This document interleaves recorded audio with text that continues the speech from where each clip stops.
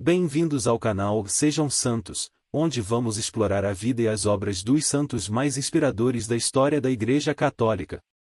Nós vamos compartilhar suas histórias, seus ensinamentos e seus exemplos de virtudes, esperando que possam nos inspirar a viver de acordo com os ensinamentos de Cristo. Então, se você quer aprender mais sobre esses santos e descobrir como suas vidas podem ser caminhos que nos levam a Jesus Cristo para nós hoje, inscreva-se no nosso canal e deixe o seu like. Inscreva-se hoje mesmo, divulgue nosso canal a seus amigos e comunidades e nos ajude o nosso canal para que possamos alcançar mais pessoas na divulgação a conhecer mais a vida dos santos. Onde a santidade é uma jornada diária. Faça parte dessa comunidade de busca pela santidade.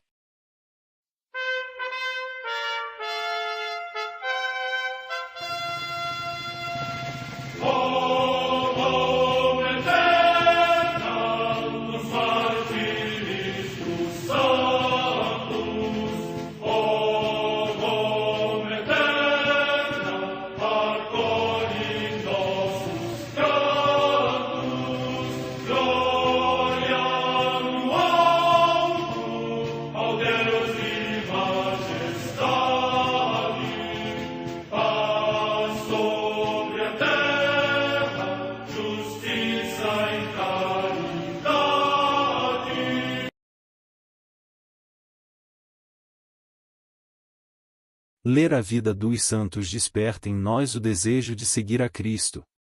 Através de suas vidas podemos aprender as virtudes, a sabedoria e o amor de Deus.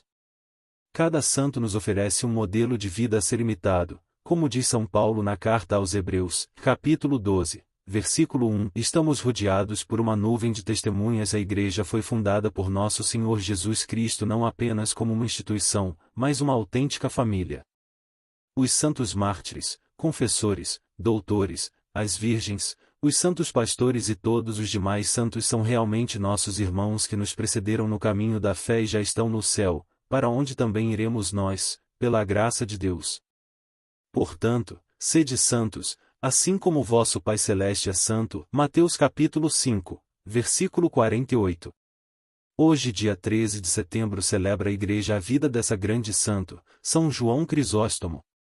A Santa Madre Igreja celebra também nesse dia os santos. Em Ancira, na Galácia, hoje Âncara, também na Turquia, São Juliano, presbítero e mártir no tempo do imperador Licínio. Morte no século IV. Em Jerusalém, a dedicação das basílicas que o imperador Constantino quis piedosamente edificar sobre o Monte Calvário e sobre o sepulcro do Senhor. Morte no ano 355. Em Tours, na Gália Leonense, hoje na França, São Litório, bispo, que foi o primeiro a construir uma igreja dentro dos muros da cidade, onde já anteriormente havia cristãos. Morte no ano 371. Em Valence, na Gália Leonense, também na atual França, Santo Emiliano, venerado como o primeiro bispo desta cidade. Morte no ano 374. Em Cartago, na odierna Tunísia, São Marcelino, mártir, que, sendo tribuno e muito amigo de Santo Agostinho e de São Jerônimo, sob a pressão do usurpador Heracliano foi acusado falsamente morto inocente pelos hereges donatistas, por defender a fé católica. Morte no ano 413.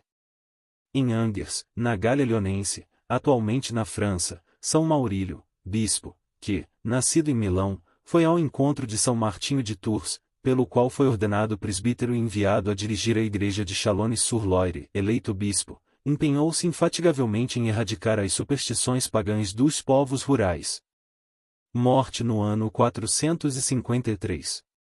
Nos Montes Vosgos, na Neustria, também na atual França, Santo Amado, presbítero e abade, insigne pela sua austeridade, jejuns e amor à solidão, que dirigiu sabiamente o mosteiro de Aben, depois denominado Remiremont, por ele fundado juntamente com São Romarico. Morte no ano 629. Na ilha de Tino, no Golfo de La Spezia, na Ligúria, região da Itália, São Venério, eremita. Morte no século VII. Em Breuil, na Gália Ambianense, hoje na França, o passamento de Santo Amado, bispo de Sion, na Suíça, que, por ordem do rei Teodorico II, foi mandado para o exílio e aí morreu. Morte no ano 690. Em Toledo, na Espanha, a Beata Maria de Jesus, Maria Lopes de Rivas, Virgem da Ordem das Carmelitas Descalças, que teve a graça extraordinária da comunicação das dores da paixão do Senhor, tanto na alma como no corpo, permanecendo sempre humilde e paciente em tudo. Morte no ano 1640.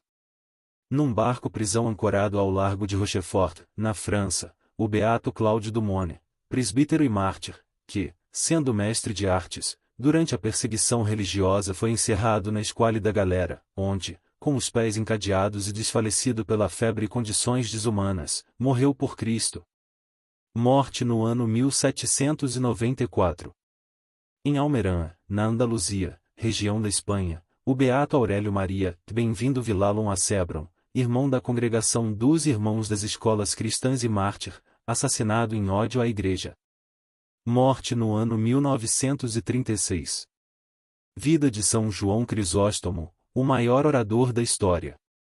Nenhum escritor cristão da antiguidade teve tantos biógrafos como ele, contudo, nenhum deles fornece os dados para fixar exatamente o seu nascimento. Estima-se que terá se dado na década que discorreu de 344 a 354. Nascido em Antioquia, de uma família cristã nobre, João ficou órfão de pai ainda menino, quando sua mãe, Antusa, mulher virtuosa, possuía apenas 20 anos. Começou a frequentar os centros de ensino aos 16 anos, iniciando pela filosofia, onde assistiu às aulas de Andragácio, nome que aflora na história graças a seu ilustre discípulo. Suas aulas de retórica ficaram a cargo do famoso sofista Libânio.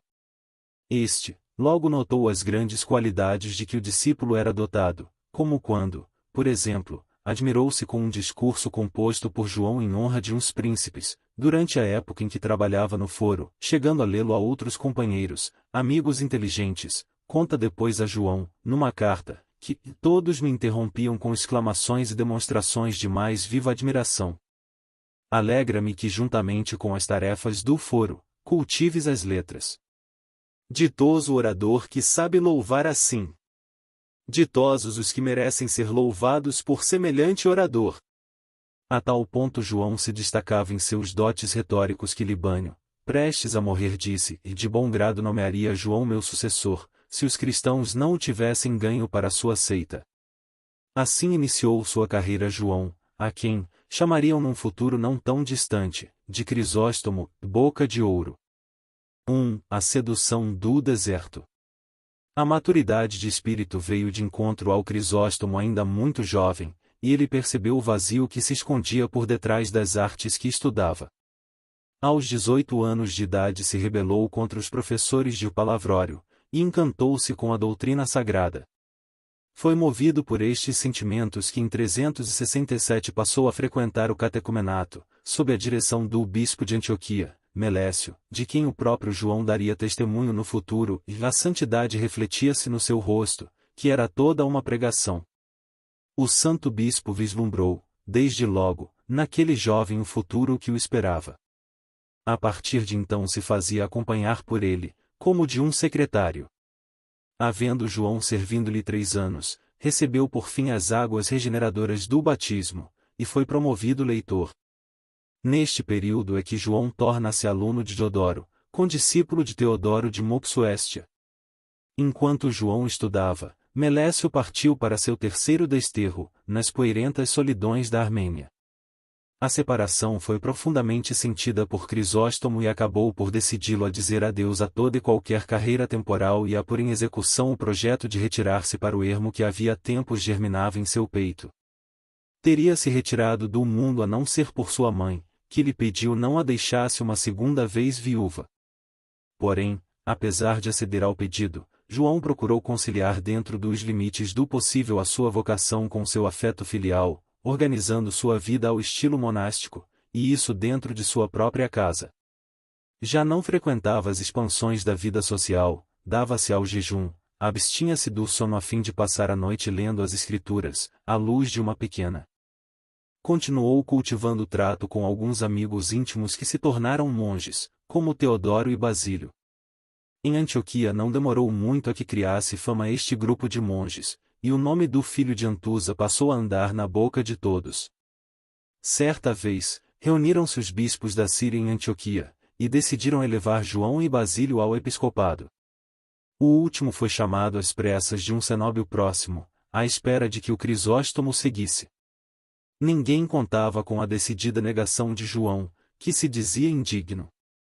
Tentaram de todas as maneiras dissuadi-lo, mas fazia-lhes ouvidos moucos. Também o amigo Basílio era inflexível e só aceitaria ser ordenado em companhia de João. João Crisóstomo decidiu-se a utilizar um estratagema. Sem nada dizer ao amigo, deixou correrem todos os preparativos, mas no dia da cerimônia desapareceu sem deixar rastro.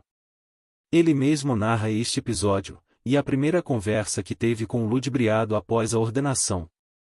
Ao que parece, este episódio coincidiu em certa medida com a morte de sua mãe, pelo que pôs em prática o seu projeto longamente esperado de retirar-se para o deserto.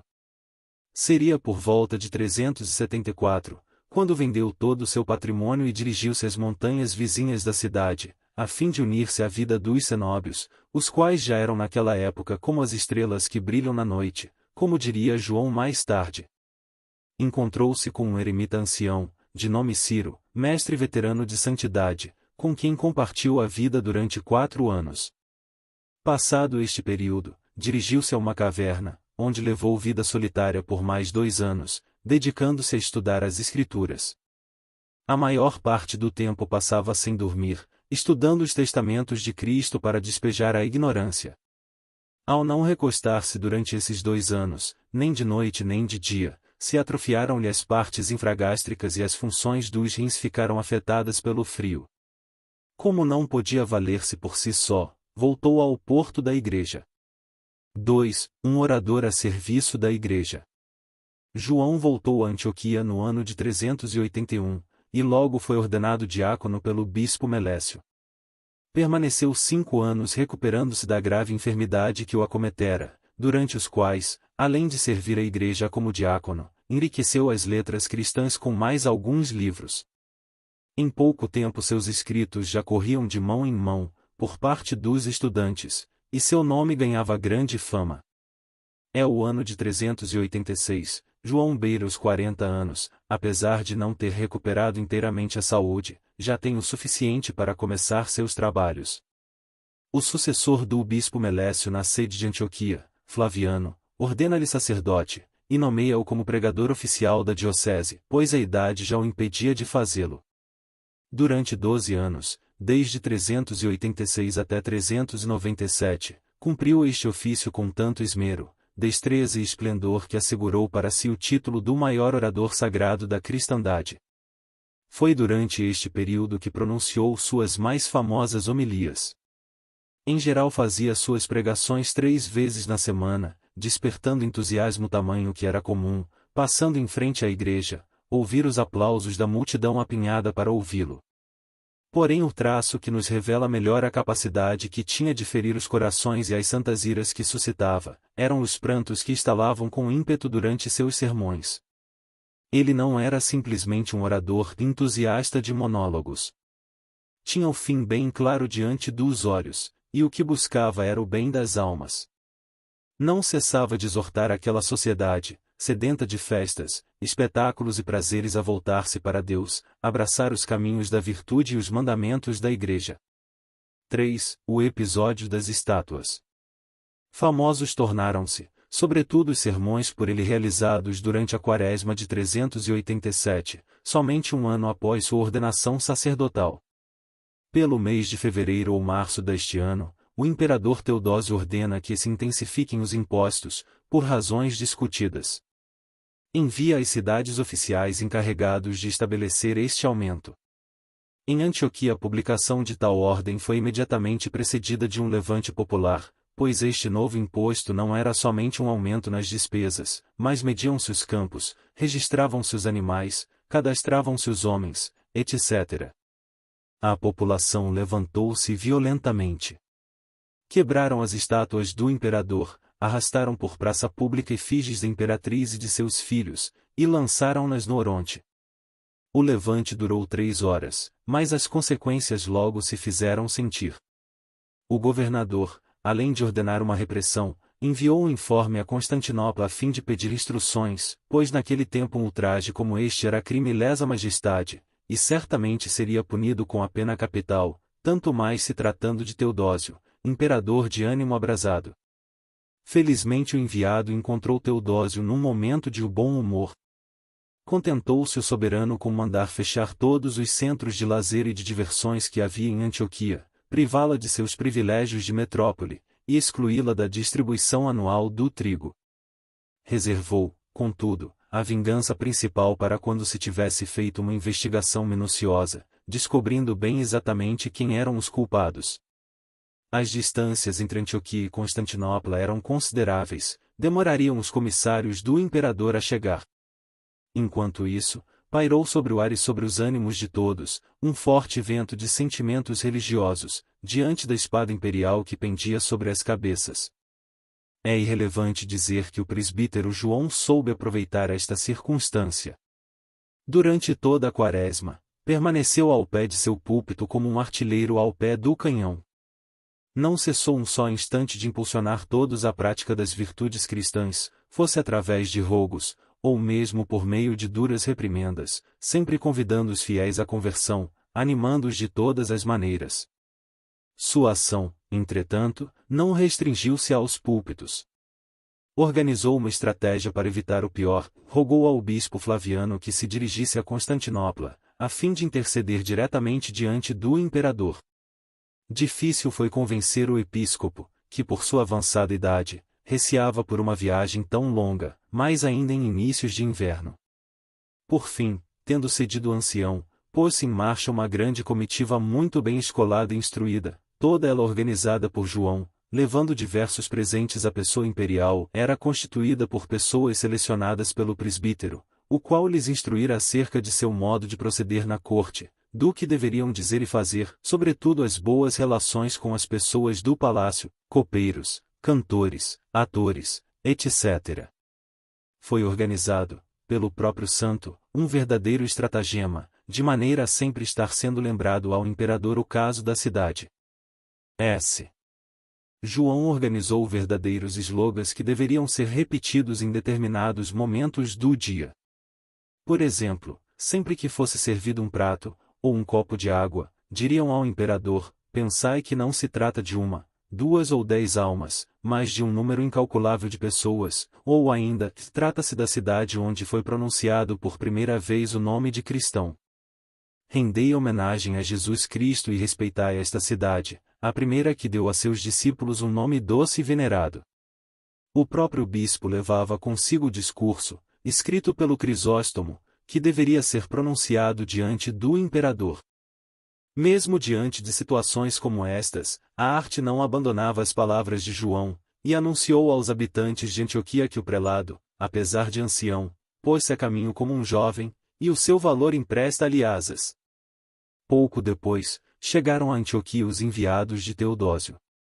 O terror acometeu toda a população, a ponto de muitos tentarem fugir, o que foi impedido graças ao governador, Tisameno, quem provou que estes dois não vinham com ordem expressa de punição, mas sim a fim de investigar tudo quanto ocorrerá.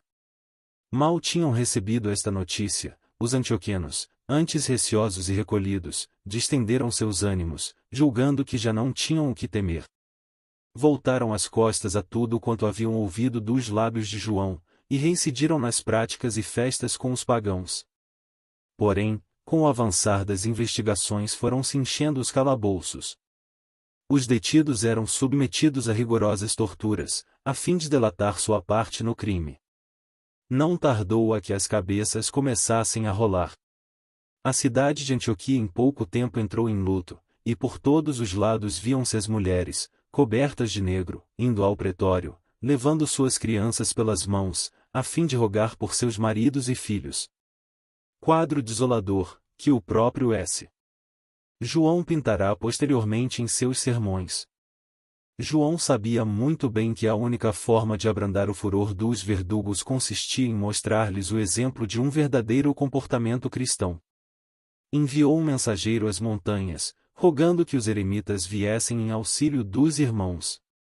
Foi grande a impressão que o aparecimento daqueles homens, de samarra pastoril, pele tostada e barba hirsuta, com um brilho sombrio no olhar, que contudo eram, às vistas de João como anjos do céu, e leões a caminhar pelas ruas, que obrigam o adversário a fugir pelo seu simples aspecto e pela força de sua voz. Estes anacoretas, não tendo nada a perder, não hesitavam em nenhum momento a enfrentar os juízes, mesmo à porta do pretório. Um deles, Macedônio, o comedor de cevada, cuja fama de asceta percorrera todo o império, interpelou Elebico e Cesário, os dois enviados de Teodósio, que iam a caminho do tribunal, ordenando-lhes que descessem dos cavalos. E viu-se a surpreendente cena de dois altos magistrados, senhores todo-poderosos de uma cidade, cercados de uma escolta armada até os dentes, obedecerem instintivamente à autoridade moral que emanava daquele mendigo coberto de farrapos. Não hesitou o eremita em dizer-lhes que, se os antioquianos haviam agido mal destruindo imagens do imperador, que aliás tinham sido substituídas por outras mais belas, nem por isso o imperador, por mais imperador que fosse, tinha o direito de matar homens vivos, imagens do próprio Deus inseridas no livro da vida, que ninguém seria mais capaz de reconstituir. Juntou-se ao número dos monges todo o clero de Antioquia e das cidades vizinhas, a rogos de João. Ofereciam-se todos a morrer em lugar dos presos, opondo-se tenazmente a que se continuasse com aquela horrível matança. Por fim os legados cederam, dizendo que estavam suspensas as execuções, até voltassem da capital com instruções tomadas do imperador. Transcorreram menos de 24 horas.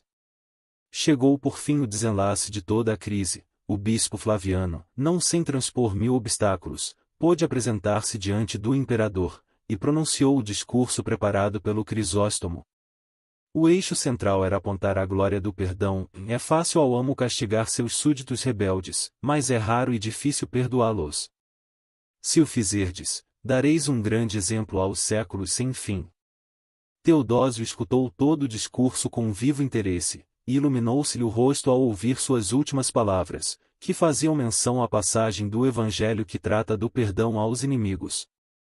Na resposta, teve estas palavras: e haverá algo de estranho quando nós, homens, perdoemos aos que nos ofenderam, homens também, quando o Senhor do mundo, depois de ter descido à terra e de se ter feito servo por nós, implorou ao Pai pelo bem de seus verdugos com aquela oração: Pai, perdoa-lhes, porque não sabem o que fazem.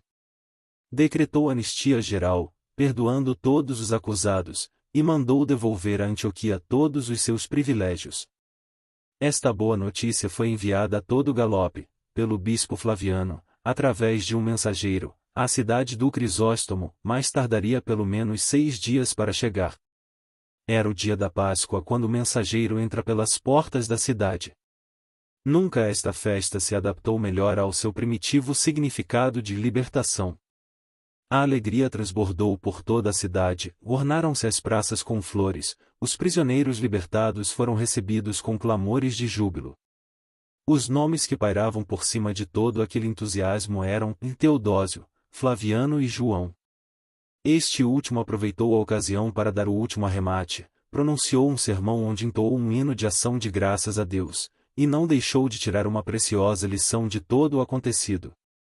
4. Patriarca de Constantinopla.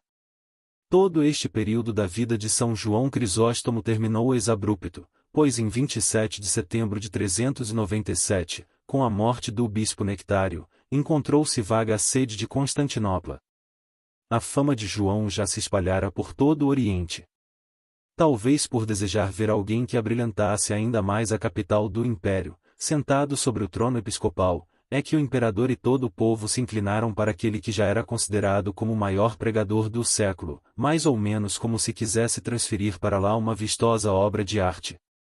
Entretanto, havia 2 obstáculos a transpor: fazer que João aceitasse, e que o povo de Antioquia concordasse em perder seu amado pregador.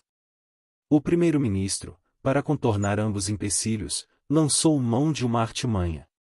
Um alto funcionário do império que residia em Antioquia pediu para conversar com João numa igreja, fora da cidade. Mal haviam se encontrado, pediu-lhe o homem que subisse em sua carruagem, a fim de que ficassem mais à vontade. Chegaram a uma guarnição militar, onde se encontravam 2 soldados que simplesmente raptaram o presbítero, levando-o a Constantinopla. O patriarca de Alexandria, Teófilo, foi obrigado a sagrá-lo bispo no dia 26 de fevereiro de 398. 5. O inimigos. Imediatamente Crisóstomo pôs mãos à reforma da cidade e do clero, que se tinham corrompido em tempos de seu predecessor. Aqueles que só pretendiam deleitar-se com suas formosas frases tiveram que escutar também amargas verdades sobre suas indignas ações, dos bispos e cortesãos e suas frivolidades. Constantinopla, a outrora Bizâncio, tornará-se com o tempo, pela atenção que os imperadores lhe prestavam, a maior, mais faustosa e desenvolvida cidade de todo o império. Numa palavra, correinavam ali, o augusto imperador e o gozo da vida, a apetência pelos espetáculos e deleites mundanos. Teodósio havia morrido 3 anos antes, deixando o império dividido entre seus 2 filhos, Honório no ocidente, e Arcádio no oriente. Este último era a perfeita antítese de seu pai, de capacidades naturais nulas, intelectualmente medíocre, apagado, indeciso, pusilânime, desprovido de vontade própria, gago, mantinha sempre as pálpebras semifechadas, dando impressão de contínua sonolência. Casara-se com Eudóxia, de origem germânica, de raça bárbara, embora tivesse sido educada no cristianismo pelo pai. Como é frequente em pessoas que subiram do nada aos cumes, sobretudo quando a ascensão é das que surpreendem pela rapidez, Eudóxia sofria uma deliciosa vertigem de vaidade. O homem que fizera todas as manobras para que este casamento se desse chamava-se Eutrópio. Eunuco no tempo de Teodósio, conseguirá aos poucos galgar posições na corte. Neste ano de 398 atingira a condição de camareiro-mor, que na realidade lhe conferia poderes de primeiro-ministro. Ambos consortes imperiais eram vassalos de sua vontade sem travas nem apelação. Possuía costumes morais péssimos, era insaciável de dinheiro, como sua protegida, a imperatriz. Foi num ambiente assim que entrou o Cândido e Santo João. 6. A perseguição. O santo não hesitou em empregar todos os meios possíveis para reformar seu patriarcado. Começou por sua casa, retirou todos os luxos e faustos profanos acumulados pelo predecessor, mandou vender os tesouros e aplicou em seu investimento predileto, os pobres. Mandou construir um hospital com o dinheiro obtido com a venda da tapeçaria, e assim todos os objetos e partes da casa. Vendeu até mesmo a cama, de seda e veludos, trocando-a por uma, formada com algumas tábuas, com um único cobertor, à guisa de proteção contra o frio. Não mediu esforços em avivar a piedade dos fiéis, lutando contra os arianos, procurando corrigir os maus hábitos do clero, especialmente dos bispos, e mesmo das pessoas da corte, que de início lhe devotavam verdadeiro fervor. Contudo a oposição atingiu seu auge em 401, quando ele depôs de seus cargos, num sínodo em Éfeso, 6 bispos. Outro acontecimento que corroborou para o aumento do cerco contra o Crisóstomo foi a caída de Eutrópio, em 399, quando o santo bispo acolhera o fugitivo sob a proteção da Igreja, contra os ditames do imperador, e conseguirá, através de uma de suas homilias persuadir a todos que deixassem o homem em paz. Somente Eudóxia alimentou as vinganças. Com a caída de Eutrópio a autoridade imperial passou às mãos da imperatriz Eudóxia, quem já tinham envenenado contra João, sugerindo-lhe que as invectivas deste contra o luxo e a depravação iam diretamente contra ela e sua corte. Contudo, o pior inimigo de São João era Teófilo de Alexandria, o qual aumentava contra ele um ressentimento, desde que o imperador Arcádio o obrigara a consagrá-lo. Esta antipatia tornou-se ódio declarado quando, em 402, foi convocado a um sínodo, presidido por Crisóstomo, a fim de responder a acusações feitas por monges do deserto. Isto só fez aumentar o ódio de Teófilo, e com a ajuda da imperatriz, decidiu-se por eliminar João de uma vez. Convocou uma reunião de 36 bispos, todos contrários ao Crisóstomo, na qual condenou ao patriarca da capital, baseando-se em 21 casos inventados. Depois de João ter se negado por 3 vezes a comparecer a tal reunião, foi declarado por eles deposto, em 403. O próprio imperador Arcádio aprovou esta condenação, desterrou o santo, enviando-o a Bitínia. Este primeiro desterro durou somente um dia, pois, assustada pela indignação do povo, a própria imperatriz pediu seu regresso. Crisóstomo entrou na cidade aclamado por todos, e fez um discurso jubiloso. Fez também um segundo discurso, muito elogioso à imperatriz. Contudo, esta paz durou pouco, pois havendo passado somente 2 meses, João se lamentou muito dos espetáculos e festas que se fizeram, por ocasião da ereção de uma estátua de prata, dedicada à imperatriz, a poucos metros da catedral. Os inimigos do prelado aproveitaram-se disto, apresentando o fato como uma afronta pessoal à soberana, a qual não fez muito esforço para esconder seu ressentimento. Possuidor de um ânimo fogoso, João, ao ver reacender-se contra si a perseguição, resolveu passar à ofensiva. Pronunciou uma homilia onde disse tudo quanto pensava acerca de estátuas, jogos, festividades pagãs em honra de imperadores cristãos, etc. Não hesitou em dizer que após um sermão como este já se enfurece novamente Herodíades, novamente se comove, dança de novo e mais uma vez pede a cabeça de João numa bandeja. Os inimigos aproveitaram-se da ocasião para desferir o golpe certeiro. Como argumento acusaram-no de estar assumindo o comando de uma sede episcopal da qual já estava deposto canonicamente, por um sínodo anterior. João se defendeu, provando que dito sínodo fora herético, e que portanto seus cânones eram inválidos. O imperador não encontrou outro meio a não ser a ordem peremptória, proibição de exercer qualquer função eclesiástica, e reclusão dentro de sua igreja. Aproximaram-se contudo as cerimônias de Semana Santa, e o santo viu-se entre o seu dever de oficiar as cerimônias litúrgicas e não desagradar o imperador. O dever venceu, e João dirigiu-se à igreja. A notícia espalhou-se tão rápido, que antes de terminar a cerimônia, Arcádio já lhe enviará mensageiros ordenando que interrompesse o culto. O prelado mandou responder: recebi os poderes episcopais das mãos de Deus, e não tenho direito de abandonar a minha igreja. O seu despotismo será minha justificação diante do juiz eterno. Arcádio ficou confuso, e mandou chamar outros 2 bispos, inimigos de João, a fim que lhe aconselhassem em como proceder. Vendo que ele receava utilizar a força, disseram que não havia problema em lançar as tropas contra um excomungado e acrescentaram: se nisto houver pecado, que a maldição caia sobre nossas cabeças. Os historiadores mais antigos hesitam em narrar os sacrilégios que ali se operaram. Sabemos, pela pena de São João, que as águas de regeneração dos homens tingiram-se de vermelho, com o sangue humano. 5 dias depois de Pentecostes, no ano de 404, um notário imperial informava João que teria de abandonar a cidade imediatamente e assim o fez. Foi desterrado a Cúcuso, na Armênia, onde permaneceu 3 anos.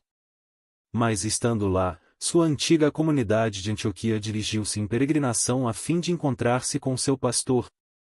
Mas nem mesmo isto os inimigos de João podiam suportar. Vendo que a igreja antioquiana acorria em massa, a fim de aurir o alimento espiritual dos lábios de João, resolveram-se por cortar sua vida. Instigaram ao imperador Arcádio a desterrá-lo para mais longe, e foi enviado a Petil, lugar selvagem na extremidade oriental do Mar Negro.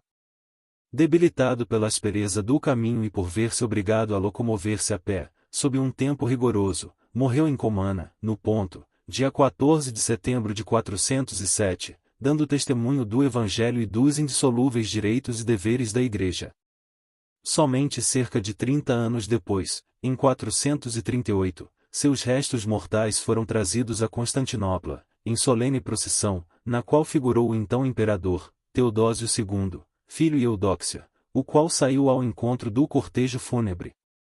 Apoiando o rosto sobre o féretro, rogava que o santo perdoasse a atitude tomada por seus progenitores, e os danos que haviam causado. 7. Os escritos. De todos os padres gregos, nenhum deixou uma herança literária tão copiosa como São João Crisóstomo, além de ser o único do qual se conservam as obras em quase toda a sua totalidade. Embora tenha escrito obras variadas, e diversas cartas, sua obra é constituída de maneira predominante pelas homilias, pronunciadas por ele, tanto nas igrejas de Antioquia, como em Constantinopla. Somente da época como pregador em Antioquia, constam 20 homilias contra os arianos, 8 sobre os judeus, a maioria de suas exortações morais e discursos em louvor de algum santo, principalmente São Paulo, e as 600 homilias em que comenta o Antigo e Novo Testamentos, entre as quais se destacam 90 sobre o Evangelho de São Mateus, e 250 sobre as Epístolas Paulinas. Apesar de estas homilias não se contarem entre as obras escritas, mas serem recolhidas enquanto ele pronunciava suas homilias, formam uma coleção da qual São Tomás virá a dizer depois, a seu irmão Frei Reginaldo, que não a trocaria pela cidade de Paris. 8. Sermões. A maior parte dos sermões de São João são comentários exegéticos. Sobre o Antigo Testamento. Sobre o Gênesis, se conservam duas séries, que parecem ser a obra mais antiga do Crisóstomo. A primeira série atém-se unicamente aos 3 primeiros capítulos do livro, parece ter sido pronunciada na Quaresma de 386. A segunda série oferece um comentário completo ao Gênesis, feita em 388. Algumas passagens, nas duas séries, são completamente idênticas. 2. Sobre os Salmos, as melhores homilias sobre o Antigo Testamento são consideradas estas que ele fez, a respeito de 58 salmos escolhidos. 3. Sobre Isaías, conservaram-se 6 homilias sobre Isaías em seu original grego, algumas pronunciadas em Antioquia e outras em Constantinopla. Há também uma série completa de comentários a todo o livro, série esta encontrada em língua armênia. Sobre o Novo Testamento. Sobre o Evangelho de São Mateus, as 90 homilias sobre o Evangelho de São Mateus representam o comentário completo mais antigo que se conserva do período da patrística sobre o primeiro Evangelho. Foram pronunciadas em Antioquia, provavelmente no ano de 390.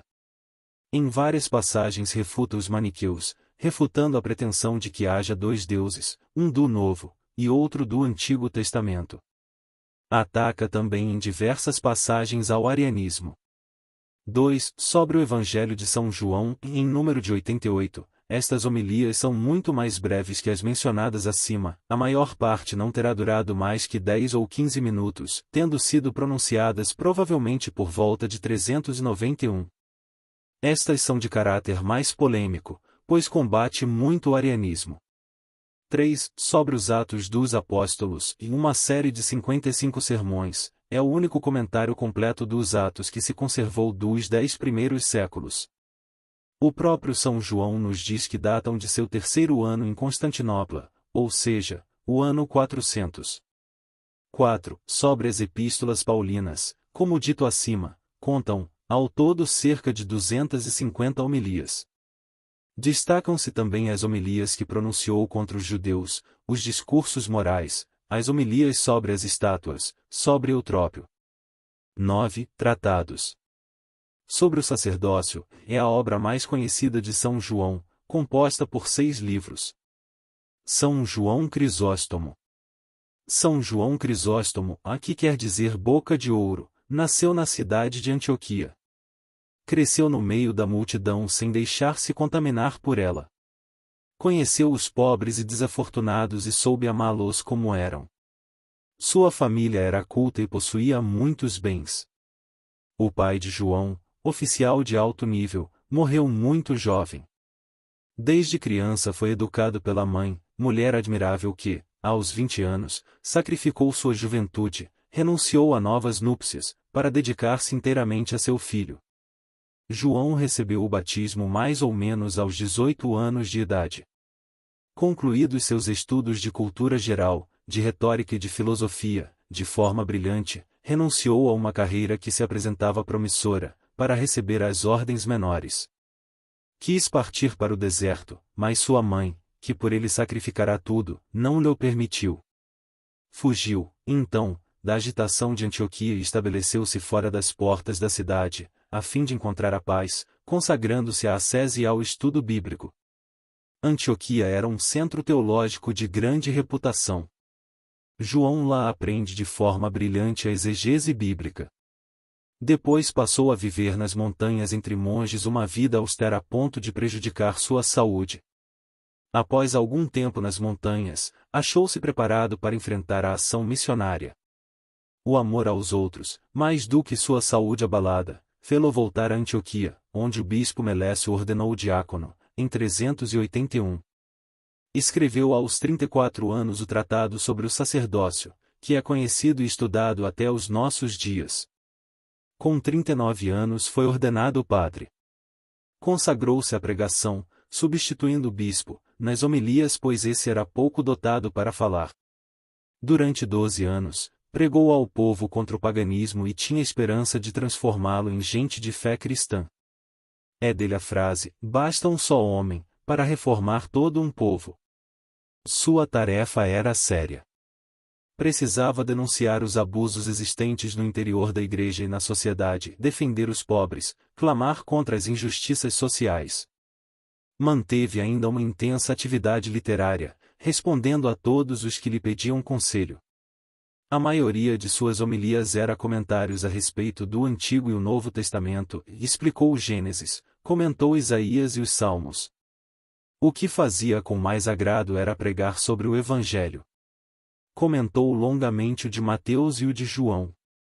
São João Crisóstomo inspirado por São Paulo.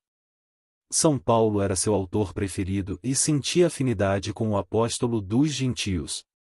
Cognominaram-no de o Novo Paulo. Resta-nos, de João Crisóstomo, uma série de catequeses batismais, que preparavam os catecúmenos para o batismo. As últimas foram reencontradas em 1955, no Monte Athos. João Crisóstomo era um orador nato e igualmente um moralista que analisava os segredos do coração em profundidade e com rara psicologia. O povo de Antioquia sabia que João só repreendia para corrigir e para converter. Inúmeras vezes João tomou a defesa dos pobres e dos infelizes, dos que morriam de fome e sede. Com veemência, João, boca de ouro, ergueu sua voz contra os flagelos sociais, o luxo e a cobiça. Lembrou a dignidade do homem, mesmo pobre, e os limites da propriedade.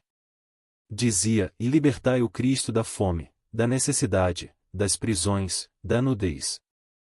A fama de João ultrapassava as fronteiras de Antioquia e chegava à nova capital do império. Em 397, o bispo da capital, Nectário, que sucedera a Gregório Nazianzeno, acabava de morrer. Intimado a comparecer à capital do império, foi eleito bispo de Constantinopla, a sé do Oriente. João começou uma grande reforma, desembaraçando a casa episcopal do luxo, fazia suas refeições sozinho e acabou com as recepções suntuosas. Reformou as ordens de vida dos clérigos e dos monges, organizou a reforma litúrgica com a preocupação de levar Deus aos homens pela divina liturgia. O texto da Divina Liturgia, Santa Missa, que toda a Igreja Ortodoxa celebra em todo o mundo, é conhecida como sendo de São João Crisóstomo. Empreendeu a evangelização das zonas agrícolas e esforçou-se para trazer a ortodoxia aos pagãos, que eram numerosos na região. Combateu as seitas heréticas com intransigência e rudeza. Em 402, São João Crisóstomo foi deposto e exilado acusado de não coadunar os interesses da Igreja com as do Império. O bispo foi detido em sua catedral, durante a celebração pascal. Depois de uma palavra de despedida, João deixou a sua igreja que jamais haveria de rever. O exílio foi penoso. João foi enviado para uma aldeia, Cucuza, na fronteira com a Armênia. A saúde do bispo achava-se enfraquecida. O clima era duro e desfavorável para o seu estado. A maior parte de suas cartas data dessa época. Este homem, atingido em cheio pela provação, procurou mais consolar do que ser consolado. No sofrimento, pensava nos outros. Finalmente morreu, no dia 14 de setembro de 407, festa da exaltação da Santa Cruz. Suas últimas palavras foram: em glória a Deus por tudo. Os contemporâneos descrevem-no João Crisóstomo como um homem de estatura baixa, de rosto magro, de testa enrugada, de cabeça calva. Tinha a voz fraca. As austeridades comprometeram definitivamente sua saúde.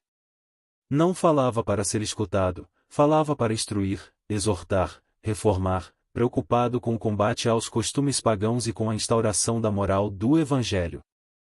Era um reformador, um missionário. Se não era um teólogo original, era um pastor incomparável. Sua pregação desempenhou na liturgia bizantina o mesmo papel que a de Agostinho no Ocidente.